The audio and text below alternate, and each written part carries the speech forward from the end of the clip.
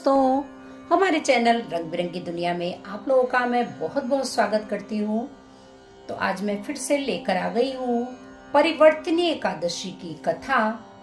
इसका महत्व क्या है और इस एकादशी में हमें क्या करना चाहिए, कौन से माह में पड़ती है और एकादशी कब है, ये सब कुछ जानने के लिए बने रहिएगा हमारे वीडियो में। परिवर्तनी एकादशी भाद्रपद माह के शुक्ल पक्ष की एकादशी को कहा जाता है। इस साल परिवर्तनी एकादशी का व्रत 14 सितंबर शनिवार को रखा जाएगा। मान्यता है कि इस दिन भगवान विष्णु के विधि विधान से पूजा करने और व्रत करने से आपको सभी पापों से मुक्ति मिलने के साथ ही मोक्ष की भी प्राप्ति होगी। परिवर्तनी एकादशी का व्रत इसलिए भी किया जाता है क्योंकि मान्यता है कि इस तिथि पर भगवान विष्णु पाताल लोक में चतुर्मास की योग निद्रा के दौरान करवट बदलते हैं। करवट बदलने के कारण इसका परिवर्तन से परिवर्तनीय नाम पड़ा। परिवर्तनी एकादशी को जल झूलनी एकादशी और पद्म एकादशी भी कहा जाता है। तो आइए जानते हैं परिवर्तनी एकादशी की विधि क्या है और कब से कब तक है, किस दिन इस व्रत को किया जाएगा। परिवर्तनी एकादशी का आरंभ 13 सितंबर शुक्रवार को रात 10:30 से होगा और 14 सितंबर शनिवार को रात 8:41 पर समाप्त होगा। उदया तिथि पड़ने के कारण यह व्रत 14 सितंबर को ही रखा जाएगा। तो आइए जानते हैं इस एकादशी का महत्व क्या है। परिवर्तनी एकादशी के दिन व्रत करने से व्रती के जीवन में सकारात्मक बदलाव आते हैं और उनको अक्षय पुण्य की प्राप्ति होती है। इस दिन स्नान दान करने का भी विशेष महत्व है।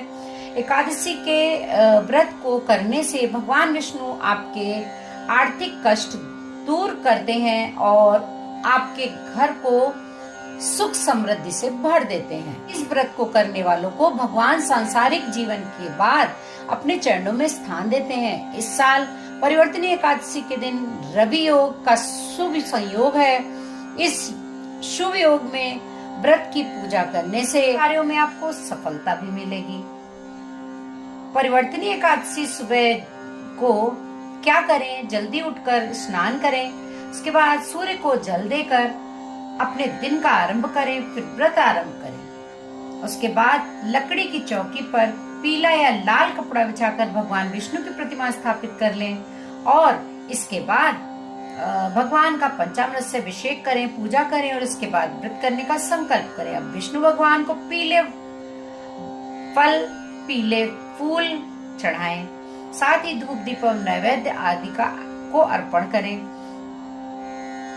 इसके बाद एकादशी की कथा का पाठ करें। सबसे अंत में भगवान विष्णु की आरती अवश्य करें। जो इस दिन कमल नयन भगवान का कमल के फूल से पूजन करते हैं वे अवश्य भगवान के समीप जाते हैं। जिसने भाद्रपद शुक्ल एकादशी को उपवास और पूजन किया उसने ब्रह्मा विष्णु सहित तीनों लोकों का पूजन कर लिया। अतः हरिवासर अर्थात एकादशी का व्रत अवश्य करना चाहिए। इस दिन भगवान श्री हरि करवट लेते हैं, इसलिए इसको परिवर्तनी एकादशी कहा जाता है। परिवर्तनी एकादशी के दिन इस कथा का पाठ अवश्य करें। इस दिन माता लक्ष्मी और भगवान विष्णु की पूजा का विधान है। आइए सुनते हैं इसकी कथा क्या है।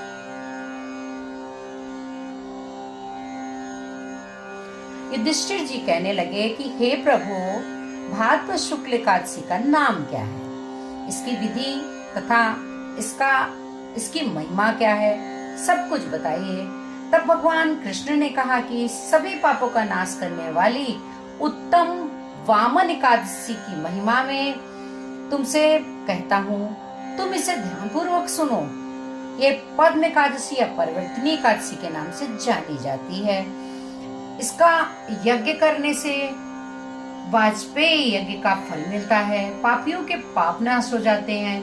इससे बढ़कर कोई दूसरा उपाय नहीं है। जो मनुष्य इस एकादशी के दिन मेरी अर्थात वामन रूप की पूजा करता है उससे तीनों लोग पूज्य हो जाते हैं। अतः मोक्ष की इच्छा करने वाले मनुष्य इस व्रत को जरूर करें।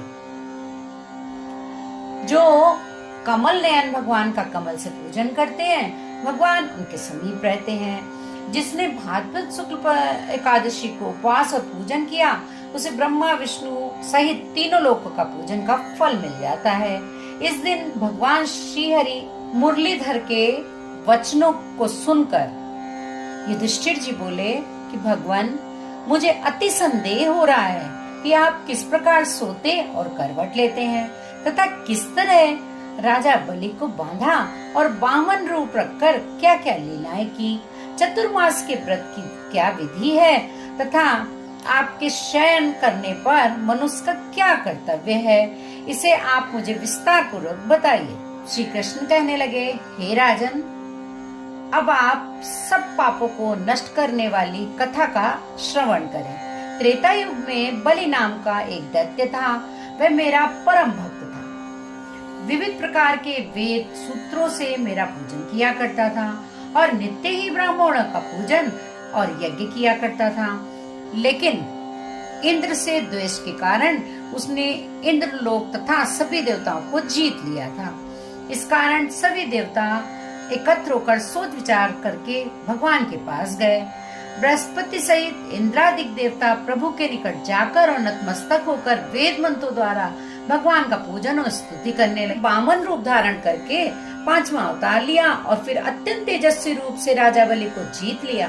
इतनी वार्ता अनुसार राजा युधिष्ठिर बोले, हे जनार्दन, आपने बामन रूप धारण करके इस महाबली दैत्य को किस प्रकार जीता?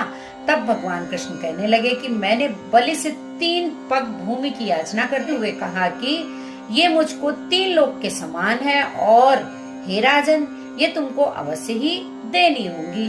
राजा बलि ने इसे कुछ याचना समझकर 3 पग भूमि का संकल्प मुझको दे दिया और मैंने अपने त्रिविक्रम रूप को बढ़ाकर यहाँ तक कि भूलोक में पद, भूलोक में जंघा, स्वर्गलोक में कमर, महलोक में पेट, जललोक में हृदय, यमलोक में कंठ की स्थापना करके सत्यलोक में मुख, उसके ऊपर मस्तक स्थापित किया।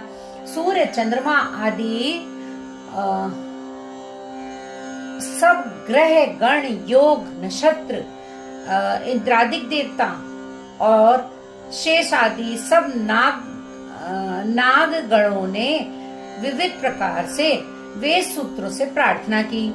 तब मैंने राजा बलि का हाथ पकड़कर कहा कि हे राजन, एक पद से पृथ्वी, दूसरे से स्वर्ग लोक पूर्ण हो गए, अब तीसरा पग मैं कहाँ रखूं?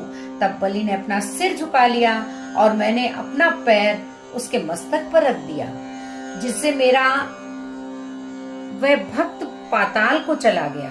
फिर उसकी विनती और नम्रता को देखकर मैंने कहा कि हे बलि, मैं सदैव तुम्हारे निकट ही रहूंगा।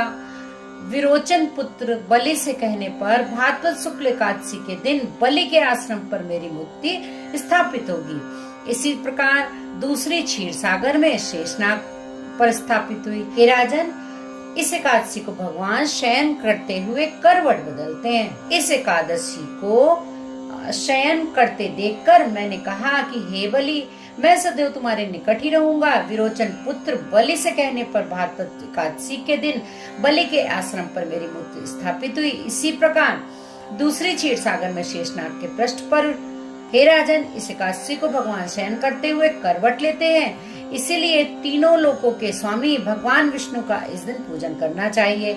इस दिन तांबा, चांदी, चावल और दही का दान करना अच्छा माना जाता है। इसके साथ ही रात्रि को जागरण अवश्य करना चाहिए। जो विधि पूर्वक इस एकादशी का व्रत करते हैं वे सभी पापों से मुक्त होकर स्वर्ग में जाकर चंद्रमा के समान तेजस्वी होते हैं। इसके साथ ही साधक इस कथा को पढ़ते हैं या सुनते हैं, उनको 1000 अश्वमेध यज्ञ का फल मिलता है और श्री हरि की कृपा सदैव बनी रहती है।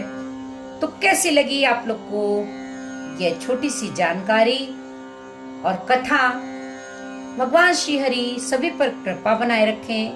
आप लोग को हमारी जानकारी और हमारी वीडियोस पसंद आती हैं तो प्लीज अपने दोस्तों और फ्रेंड्स में शेयर करिएगा और अगर चैनल में पहली बार आए हैं तो चैनल को विद बेल आइकन सब्सक्राइब जरूर कर दीजिएगा, जिससे ऐसी ही वीडियोस आपको सबसे पहले मिल जाएं।